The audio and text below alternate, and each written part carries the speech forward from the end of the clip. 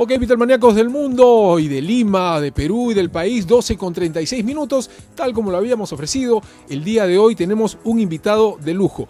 Ha llegado retrasado, bueno, todos hemos llegado retrasados el día de hoy por el tráfico, que es uno de los males que todos tenemos que sufrir y afrontar. Pero aquí está, tal como él lo ofreció también, con nosotros para conversar de su pasión por los Beatles, de su trayectoria y de algunas cosas interesantes que tiene que proponer a la ciudadanía en este momento electoral. Mi invitado, mi Beatle fan invitado de hoy, de lujo, es nada más que Salvador Eres. Y Salvador, muchísimas gracias por venir y por darte este trabajo de sortear el tráfico para estar aquí. Muchas gracias, Juan Carlos, muy feliz de estar en tu programa, de encontrarme con todos los bitleros que a través de frecuenciausil.com nos están escuchando en todo el mundo y para hablar de lo que nos apasiona, que es la buena música, el arte, la cultura, y por supuesto aprovechar la oportunidad para ver si es que lo crees conveniente, también hablar un poco de las propuestas que tenemos para el Congreso de la República con Peruanos por el Cambio. ¿Por qué no? Sin duda, esa es parte de la conversación. Empecemos entonces por el contexto que nos convoca, Salvador. Eres un ciudadano, tanto como político, como músico, plenamente identificado con los Beatles. De hecho, mucho antes de que la gente te conociera con estos shows que se hacían a través de la gestión municipal que tuviste en años anteriores, tú ya eras un Beatlemaníaco, confeso, porque eras el líder vocalista de la banda Revolver. ¿Cuándo nace esta conexión con los Beatles en tu vida? Más o menos en el año 73, 74, cuando yo tenía entre 7 y 8 años, escuché por primera vez un disco de los Beatles que llevó un amigo de mi barrio a mi casa. Era el álbum rojo y de inmediato se apoderó la música de mi alma, de mi espíritu. Sentía una conexión muy especial. Era la primera vez que escuchaba Love Me Do, Please Please Me, From Me to You, She Love You. ¿Había algún antecedente quizás en la familia, en la radio de la casa, que pudieras haber recordado y que te llevara a tener esa impresión de la música? Sí, por supuesto, claro. Mi papá es un contemporáneo a la época del rock and roll. O sea, él era Elvis Presley. O sea, yo he escuchado desde más pequeño todavía a Elvis, a Polanca, a Neil Sedaka. De lo que yo recuerdo de la música que mi papá escuchaba, principalmente Elvis, los Platters, también a Little Richard, que eran sus favoritos. Tremendos artistas, ¿no? Sí, efectivamente, el rey del twist, Chubby Checker, a quien tuve la suerte además de conocer en Cuando San vino Miguel. acá en Lima. Sí, lo tuve la suerte de conocer, tomarme una foto con Chubby Checker. Qué genial. Y inclusive me subí al escenario y me hizo cantar yo ni era, pues, en esa época era regidor de la municipalidad, te estoy hablando de los 90. Ya. Y entonces Chubby Checker estaba cantando una canción de Elvis Presley, que también es soy no digo un fan porque fan es un admirador, soy un cultor de la música de Elvis, también me parece y que además fue una gran influencia y fue uno de los ídolos de los Beatles. Sin duda, ¿no? sin duda. Entonces ahí empezó y comencé a machacarle a mi papá. Oye, papá, cómprame un disco de los Beatles, fue lo primero que le dije. Entonces, mi papá, que era bien mosca, porque estábamos nosotros en el colegio en plena época de tener que aprender la tabla de multiplicar, y mi hermano, la tabla de sumar. Mi hermano Fernando, que es 1 año y 4 meses menor que yo, estaba 2 años menos que yo. Terrible época esa. Aprendiendo a sumar. Entonces los dos, sabíamos justo los dos juntos, con este amigo que recuerdo mucho, se llama Harry Tomandel, escuchamos este disco de los Beatles, que era el álbum rojo, y mi padre nos puso como reto aprendernos ese día la tabla de multiplicar del 1 al 10 y a él la tabla de sumar. Nos hizo el examen, nunca me voy a olvidar, más o menos como a las 5 o 6 de la tarde, lo hicimos impecable, fue de manera oral, y en ese momento mi papá agarró el carro, nos llevó a Escala Gigante, que quedaba en Maranga, y me compró mi primer disco de los Beatles, que fue el álbum rojo. Y así empezó. Increíble. Ya empecé yo a invadir el espacio musical de la casa, en el que todos los días me imagino que le dabas escuchaba ese disco al revés y al derecho, le daba 1000 vueltas, y entonces vino la Navidad y mi papá, ¿qué quieres que te regale la Navidad? Un disco de los Beatles. Qué Y bacán. después vino el febrero, mi cumpleaños, si Ajá. quieres que te regale el A Hard Day's Night.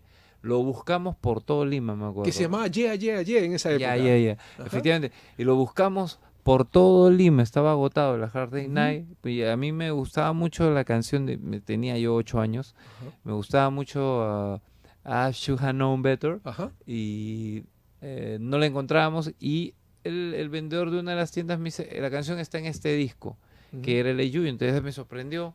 Claro. Ver a los Beatles Con barbudos. barba y todo Claro, eso. esa fue una cosa que no entendía. Un choque de imagen, pero total. Total, porque además cuando empecé a escuchar el disco, empezó con Can't Buy Me Love, Exacto. de ahí viene I Should Have Known Better, Ajá. y después Paperback Writer, digamos que está en el álbum rojo, Hasta ahí era reconocible. y de pronto entra pues Don't Let Me canciones Down. como Rain, Don't Let Me Down, Ajá. Hey Que You, You mismo, claro. y te voy a ser honesto, me parecía que no tenía una línea con me sorprendió ¿No muchísimo. conectaste con esas canciones en ese momento? No me conecté mucho. Ajá. Me acuerdo que me gustó mucho de esos temas nuevos. Me gustó Ayud Ajá. mucho y la balada de John y Yoko. Claro. Que está en ese Después disco. ya con el tiempo, ese disco que lo tengo en vinilo, Ujú. o sea, ya después he rehecho mi colección con discos, con la colección de los CD remasterizados. Exacto. Y también de discos vinilo. en vinilo y algunos inéditos o picture disc que he conseguido, ¿no? Salvador, A lo largo del inevitablemente esta conexión que resulta siendo casi mágica, ¿no? O sea, creo que nadie podrá decir que cuando escucha por primera vez a los Beatles no hay una conexión medio extraña, electrificante, que no sabes exactamente de qué se trata, pero que te conecta con ellos. Eso es lo que te inspira a incursionar en la música, a aprender a guitarra, a querer cantar. Sí. Totalmente, o sea, yo quería hacer un Beatle más y aprendí Hmm. por eso a tocar la guitarra. Empecé como a los 10, lo tenía loco a mi papá. Entonces mi papá, en esa época no era como ahora, ¿no? Que mi hijo que tiene más o menos 11 años ahora, toca la batería, Ujú. pero ya los chicos se dejan atrapar por la PlayStation. Sí, y pues. entonces está él no practica su batería, ¿no? O sea, Ujú. yo en esa época, mi padre me compró una guitarra de palo de madera bien baratita. Ujú. ¿Falcón? ¿Una Falcón? No, era una bien baratita, Ya. porque primero él quería saber si era en serio, ¿no? Si valía la pena Si la yo inversión. Claro. si quería aprender, entonces agarré esa de palo y le di duro y aprendí, ¿no? Aprendí y estaba tocando bien y mi viejo se dio cuenta que yo estaba, digamos, que estaba demostrando, y mi hermano también, o sea, Ujú. el que seguía también, o sea, los dos estábamos bien conectados. Y entonces fue ahí que mi papá comenzó a buscar una guitarra Falcón, pero Ajá. las guitarras Falcón en esa época eran un poco caras, ¿no? O Sí. sea, conseguirse una guitarra Falcón no era tan fácil y yo vengo de familia musical por el lado de mi mamá. Mi mamá es Maruja Chicoma, Ah. hermana de Tito Chicoma. Oh, pues hay una conexión total artística ahí. Entonces, de hecho. a raíz de eso, mis tíos, que eran los hermanos de mi mamá, también eran bien jaraneros, tocaban su guitarra. Tengo un tío, Ujú. se llama Manuel, y él era bien jaranero, tocaba su guitarra, y él tenía dentro de las varias guitarras que tenía, una guitarra que estaba rota, Ajá. Falcón, porque mi papá le había comentado, estoy queriendo comprar una guitarra Falcón, y mira, tengo esta guitarra Falcón, está rota, pero llévala a la Falcón y te la ponen como nueva. Y efectivamente, Así eso lo hizo hizo. mi papá, llevó la guitarra a la tienda Falcón en la Victoria, y la dejaron nuevecita, y Ujú. fue mi primera guitarra, que hasta ahora la tengo ahí como un tesoro guardada, ¿no? Y cuando quiero...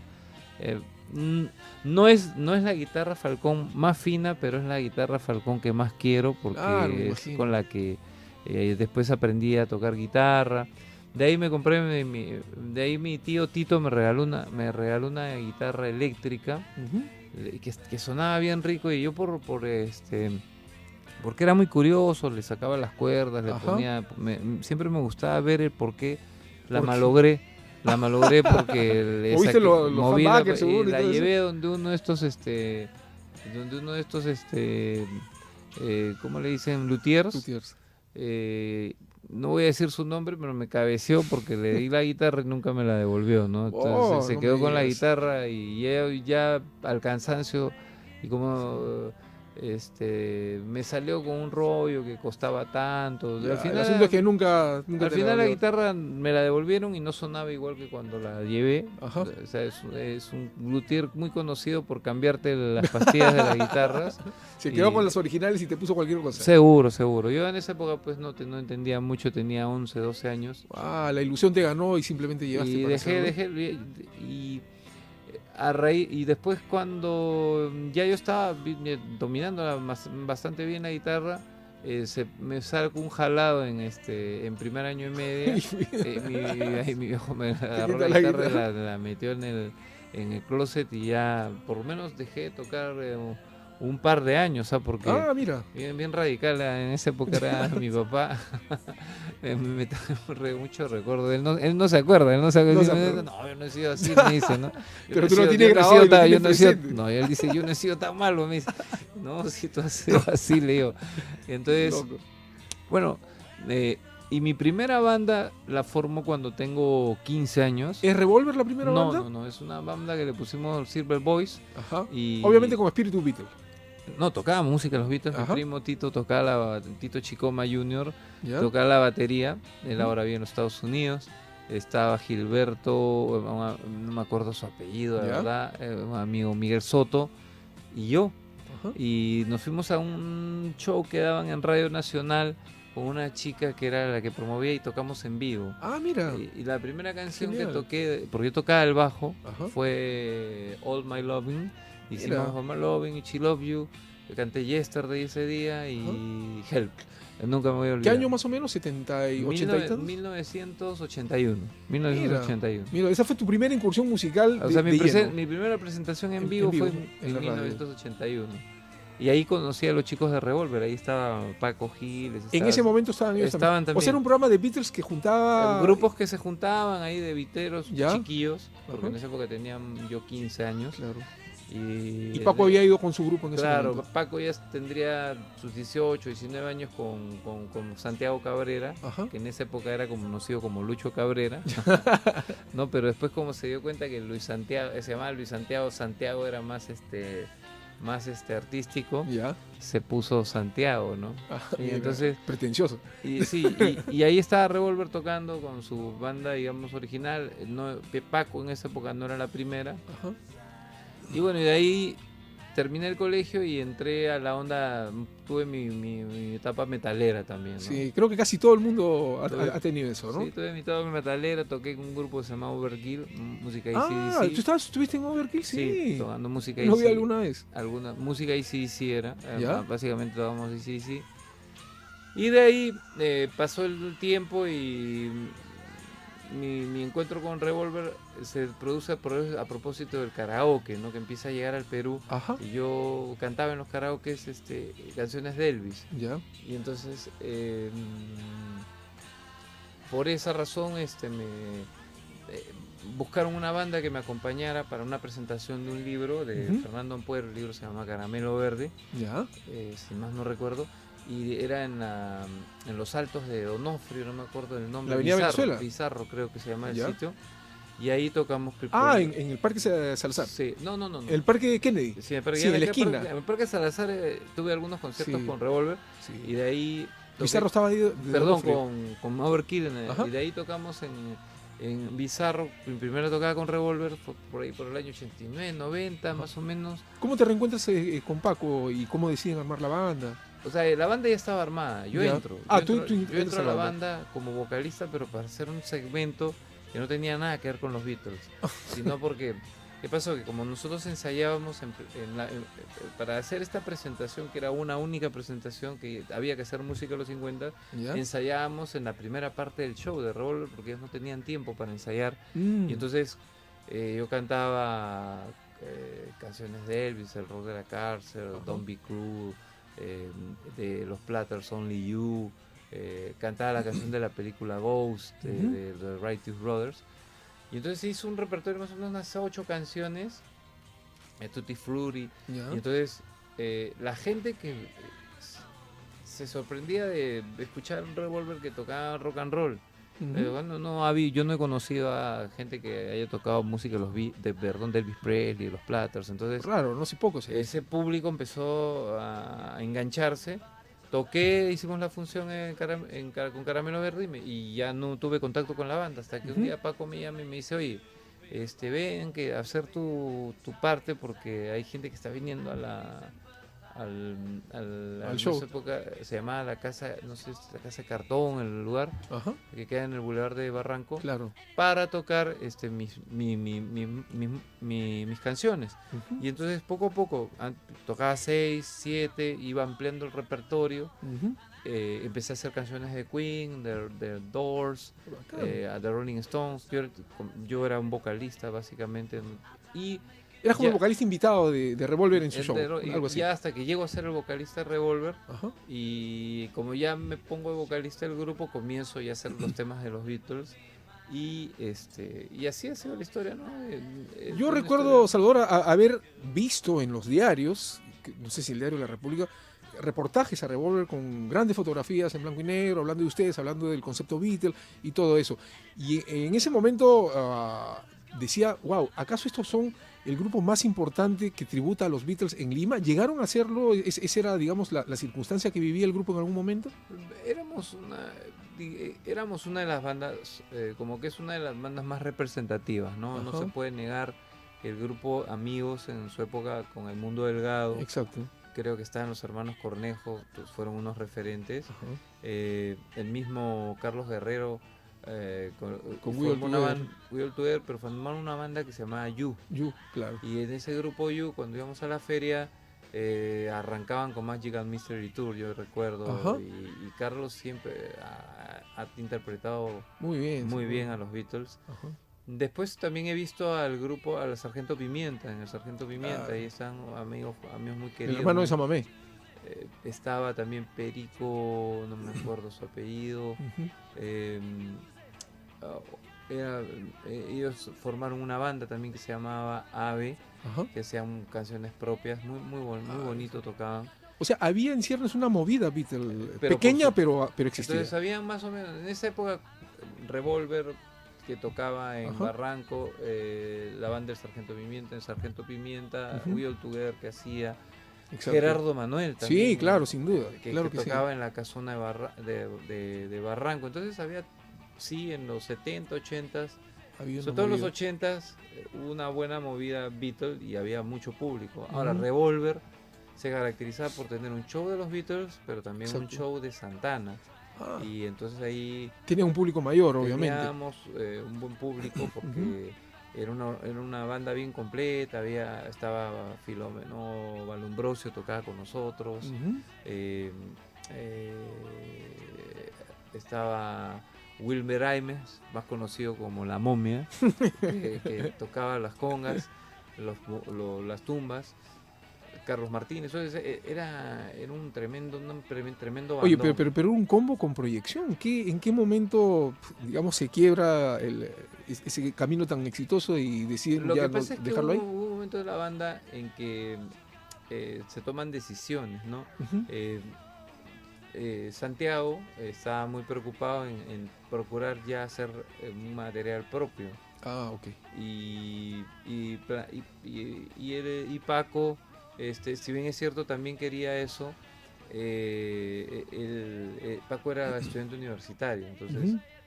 se pagaba, nosotros pagábamos nuestros estudios con las Con las presentaciones. tocadas, claro. Entonces, ahí Santiago se separa de la banda para dedicarse a componer. Ujú. Y así, pues yo ya también entré en conflicto con el tema de mi profesión, con la Ujú. política. Ok.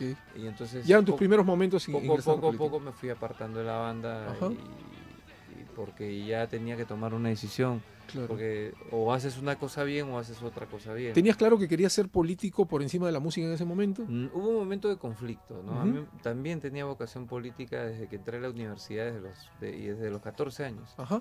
Entonces tenía el conflicto, inclusive en la universidad, ¿no? Cuando era dirigente universitario, mucha gente a mí me recuerda en la Facultad de Derecho con mi guitarra en la mano, o sea, y haciendo política con guitarra en mano. Exacto. Y así con guitarra en mano le ganamos a los apristas El Centro Federado. Claro, y yo era el candidato, ¿no? Entonces había mucha gente pues que me conocía guitarreando, bohemio, aquí, allá, cantando. Entonces, bueno, entonces se caía de Maduro que tuvieras que seguir una carrera política. Entonces la gente que nos siguió políticamente en la universidad se capta de una manera muy diferente a lo tradicional, ¿no?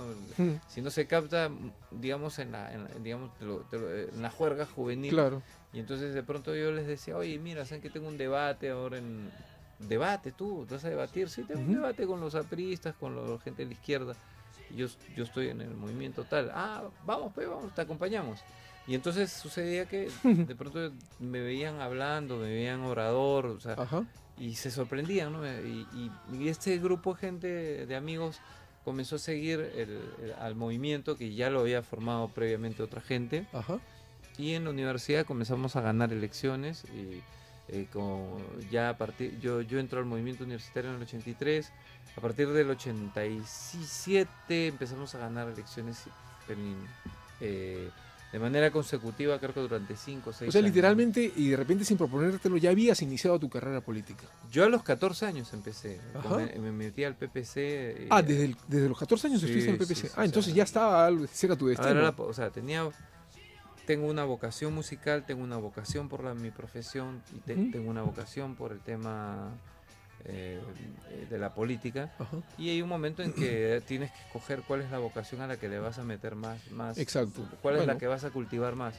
Y al final fue la política, ¿no? Sin embargo, me ha permitido el ejercicio del cargo organizar cosas interesantes a nivel musical y aprovechar la oportunidad de echarle ¿por qué no? Claro. Darle rienda suelta a esa vocación musical, compartirla con mis vecinos, compartirla con la gente, y es así que surgen estos conciertos. Yo creo que esos conciertos, como la estatua del Parque Lennon, pueden ser, pienso yo, tú me dirás si estoy en lo correcto, pueden ser consideradas estas actividades no políticas que desarrolla una gestión, que son bien vistas por la gente y que han sido bien aceptadas. De hecho, yo creo que tú has sentado un precedente en cuanto a lo que son shows anuales, recordando a John Lennon, y creo que el parque además ha sentado precedente de que se puede también tributar la imagen de personajes extranjeros que han sido importantes. Sí, nunca ha faltado alguna gente chauvinista, ¿no? Que vienen, oye, mira,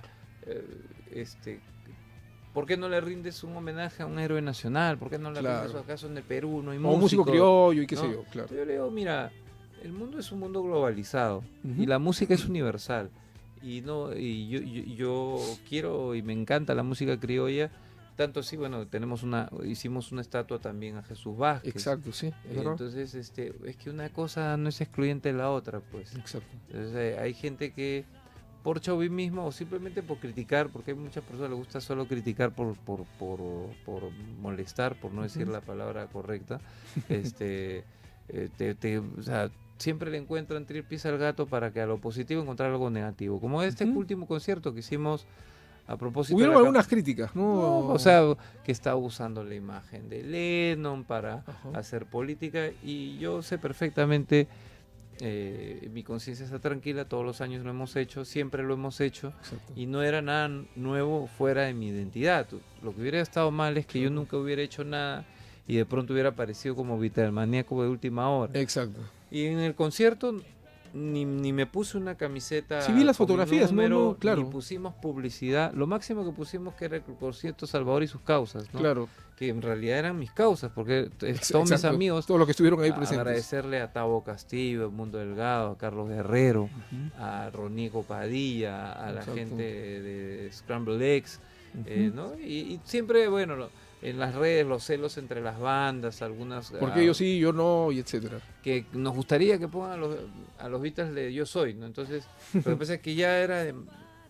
mucha gente colaboró, algunos querían ofrecer sus servicios cobrando un honorario que es totalmente legítimo, pero no se podía cubrir en el pero no era una colaboración, o sea, era una colaboración para hacer un concierto, ofrecerle en medio de una campaña tan ensuciada por la violencia. Exacto. No solamente la violencia verbal, la violencia de agresiones tirándose huevos a los candidatos. Es cierto. No la violencia, el propio proceso, por todo este engorroso proceso burocrático electoral que se ha manifestado y que está molestando a la gente, que de lo único que se habla es si la tachan o no la tachan aquí. Sí, pues estamos envueltos en ese... Si regaló cerveza o no regaló día cerveza.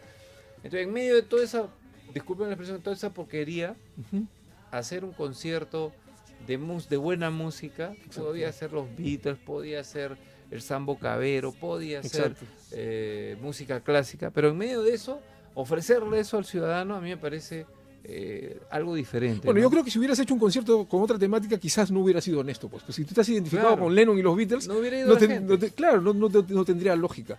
Pero... Y después los comentarios, ya tú ves los comentarios, pues, o sea, los comentarios previos, claro, yo entraba, veía el perfil y era una persona que estaba en la campaña de otro candidato, ¿no? Que quería bajar la llanta. Que en realidad sí estaba aprovechando políticamente el momento.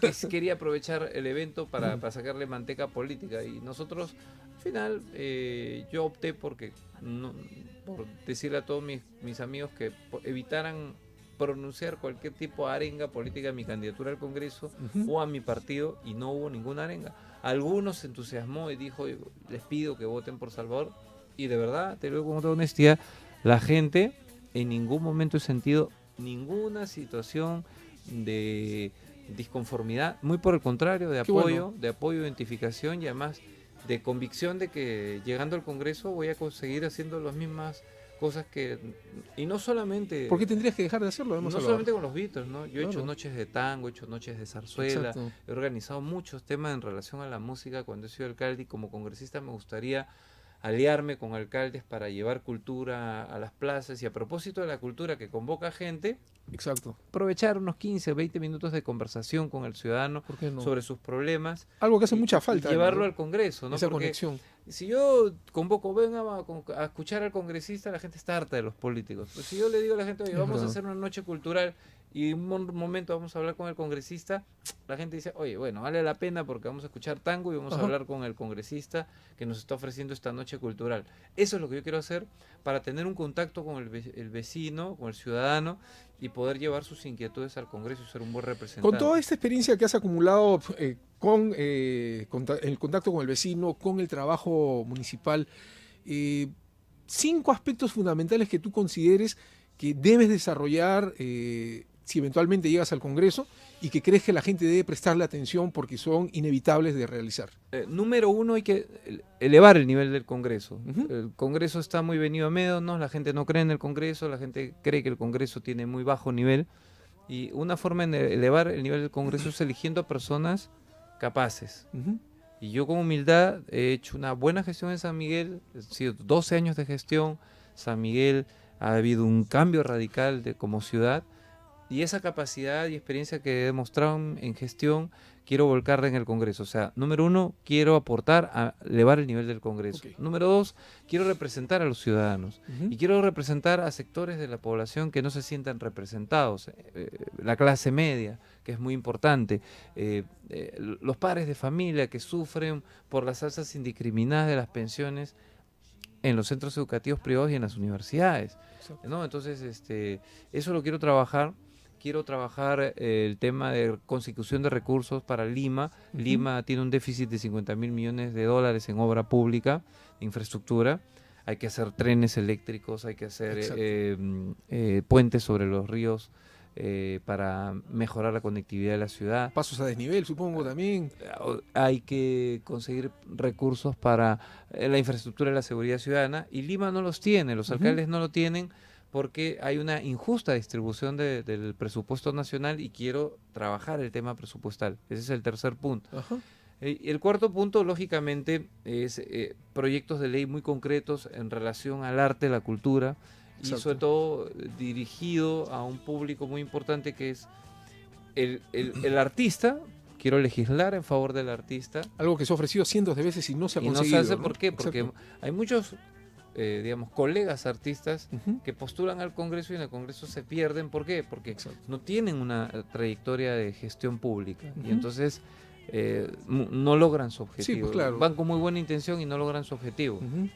Entonces yo sí creo que tengo la capacidad y la formación y la vena artística, que es lo que me compromete, de llevar al Congreso opciones legislativas que permitan al artista el acceso a la salud pública, a la seguridad Estas social. opciones son necesariamente, perdón que te interrumpa, estas famosas pensiones de por vida que algunos artistas reclaman. ¿Tú estás de acuerdo con eso? ¿Crees que es viable? Hay artistas reconocidos que, por eso te digo, el artista generalmente termina en el Perú en la indigencia porque no ha cotizado a la seguridad social y no tiene una pensión que sea producto de sus cotizaciones. El artista voy a hablar en términos artísticos, de cómo hablan el artista, el músico, va a su chivo, recibe su bolo, y ese bolo lo usa para el día. Lo usa para el día a día, y no hay ni una sola posibilidad de que una partecita de ese bolo yo la pueda depositar en la seguridad social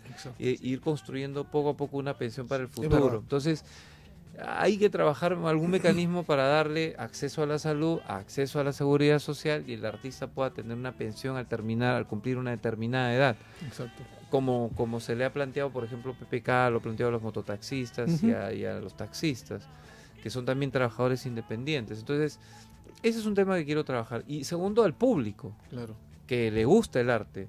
En el Perú los grandes conciertos son muy caros, y son muy caros porque hay impuestos que se aplican a la inversión y no a la ganancia. O sea, todavía hay impuestos que, a pesar de lo que se legisló en su momento, siguen siendo altos e impiden el fácil acceso. Eliminamos el impuesto a los espectáculos públicos no deportivos, que era más o menos 15%. Pero hay una serie de costos que de inversión, a la inversión que hace el organizador de un evento artístico, que encarecen el espectáculo. Entonces, eso, como en Chile, ese impuesto es cero para la organización de un evento. Y entonces masificar la organización de eventos culturales, artísticos, yo creo que el rock es cultura, como lo dice Gerardo Manuel, pero no solamente en relación al rock, sino en relación a todos los géneros, y promover que el empresario artístico pueda hacer cosas más accesibles para el público. Y en segundo lugar, que las autoridades puedan organizar también estos eventos y ofrecerlos gratuitamente, como se ha hecho en Río, cuando han tocado los Rolling Stones en Copacabana, o acaban de tocar los Rolling Stones gratis en Cuba. Yo creo que eso es muy posible hacer si es que trabajamos una legislación que no va a representar para el erario público pues ningún tipo de pérdida, sino por el contrario, una masificación de la organización de eventos culturales que van a tributar no por el costo de la inversión, sino por la ganancia de la inversión, y entonces es ahí donde el Estado no va a perder el recurso que recauda, y se va a ganar mucho en dinamizar la organización de eventos culturales. ¿El mercado crece además? No, y además el artista deja de ser un informal y se formaliza, porque como no hay una carga de impuestos para la organización del espectáculo, el artista se formaliza y puede, en base a esa formalización, acceder a la seguridad social y a la salud pública. Salvador, ¿sientes que esta elección puede servir para sacar el clavo de lo que no fue la elección a Lima? ¿Sientes que te golpeó mucho esa campaña? ¿Fuiste muy criticado por algunas actitudes y acciones que decidiste tomar y asumir para defender y promocionar tu candidatura? La gente no quería que bailes, que cantes, que decías determinadas cosas. En fin, ¿sientes que esta es una nueva oportunidad para borrar esa etapa? La campaña municipal fue una gran experiencia. Yo hice una encuesta posterior.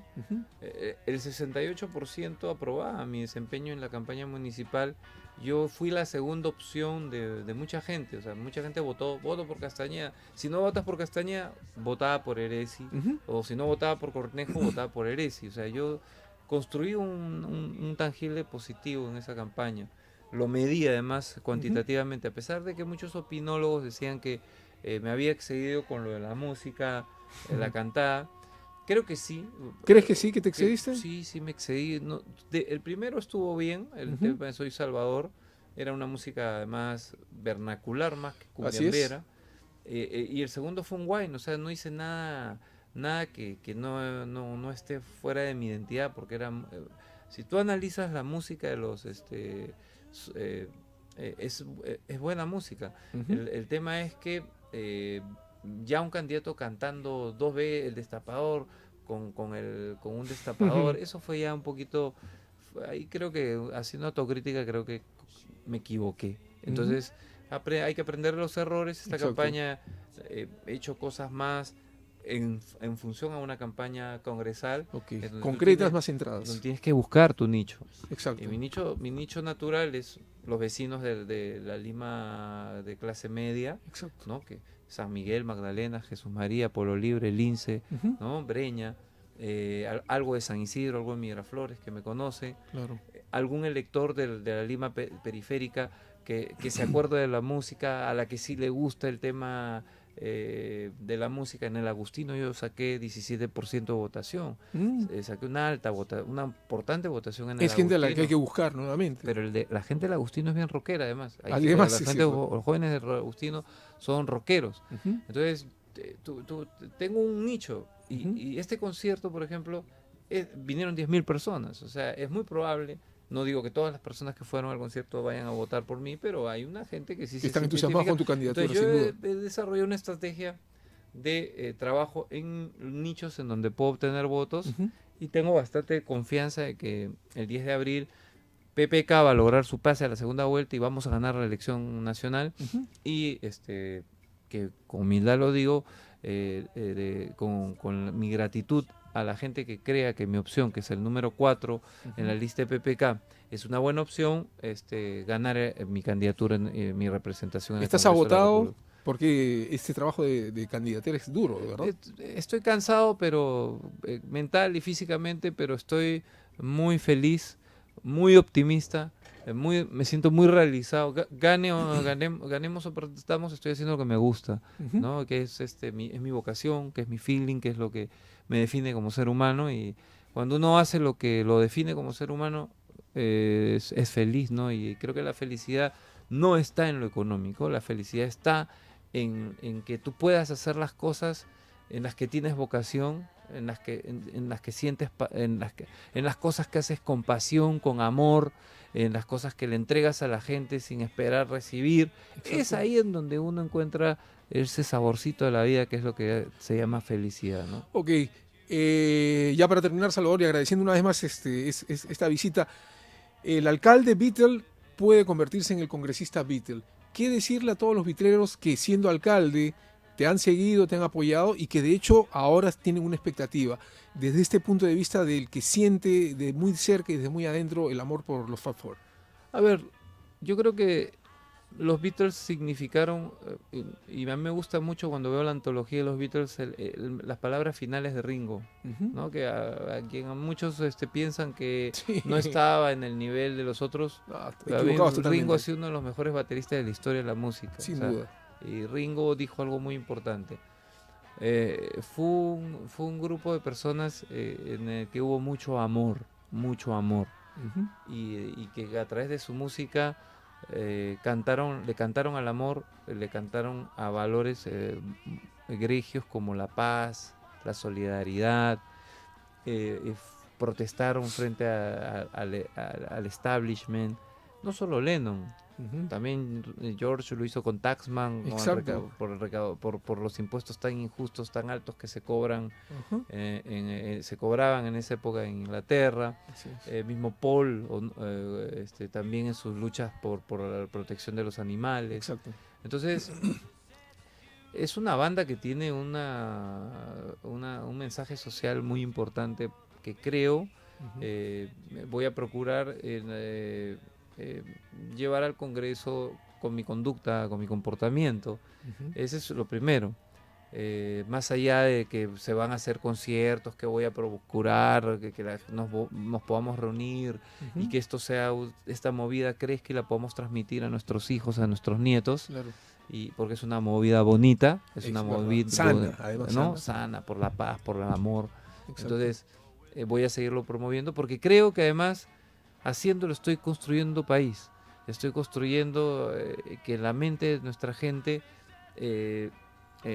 se desarrollen virtudes y valores que son importantes para construir una sociedad mejor. Entonces, los Beatles yo no lo desligo Ujú. de mi compromiso social, que es construir un país mejor, que es hacer una buena representación congresal, que es ser la voz de la gente que nos está escuchando en el Congreso y de hacer de nuestro país un país mejor. Genial, Salvador. Ojalá que todo esto se trasluzca en una realidad y que de repente el 11 o el 12 de abril estemos en un gran concierto vitalmaníaco celebrando tu ingreso al Congreso. Esperemos que sí, ojalá que sí. Muchísimas gracias por la oportunidad, no, y un saludo a toda la gente que nos ha estado escuchando. Gracias a ti, gracias a ti. Estuvo con nosotros Salvador Heresi.